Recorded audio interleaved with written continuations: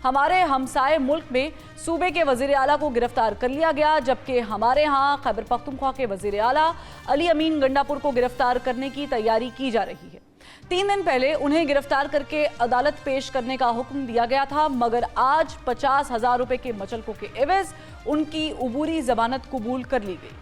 Election में धांधली को लेकर विफाक और सूबा खैबर पख्तूनख्वा आमने सामने हैं और वजीर आला अली अमीन गंडापुर जो कल वजीर आजम से मिले और मुतालिबात मान लिए जाने की बात कर रहे थे, आज वो उन्हीं वजीर आजम को तस्लीम करने की बजाय फॉर्म 47 वाले वजीर आजम कहते नजर।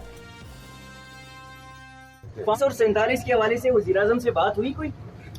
यार वो खुद फॉर्म 47 वाला है, उससे मैं फिर क्या बात करूं। बाकी ये जो हुकूमत बनी हुई है ये मैंडेट के बगैर है, अवाम ने इनको वोट नहीं दिया।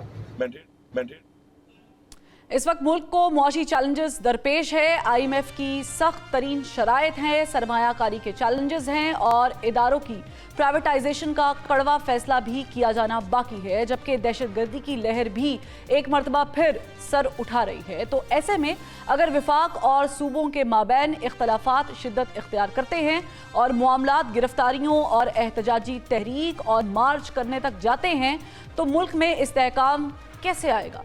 मौजूदा सियासी सूरत हाल में सूबाई और विफाकी हुकूमतों को एक पेज पर कैसे लाया जा सकता है?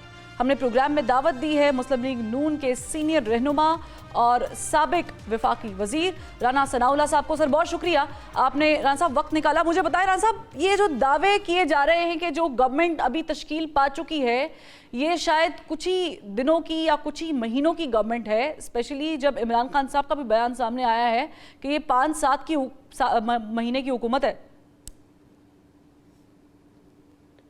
देखें, ये दावे करने वाले जो लोग हैं, क्या वो अपने दावों के अलावा भी कोई हल इस मुल्क की इस सूरत हाल का पेश कर रहे हैं? क्या अगर ये हुकूमत जो है वो 5 या 6 माह रहेगी तो क्या उसके बाद फिर उनके पास मतलूबा नंबर है कि वो हुकूमत बना सकेंगे? क्या अगर ये हुकूमत जो है वो एक ऐसी मुस्तहकम पोजीशन जिससे ये मुल्क जो है वो अपनी इस मुआशी अबतरी की तरफ जाती हुई पोजीशन को रोक सके, जो है वो अगर उसकी जो है वो पोजीशन नहीं रखती तो क्या उनके पास कोई पोजीशन ऐसी है? यानी ये तो ऐसा ही है कि ना कोई खुद करे और ना किसी को करने दे।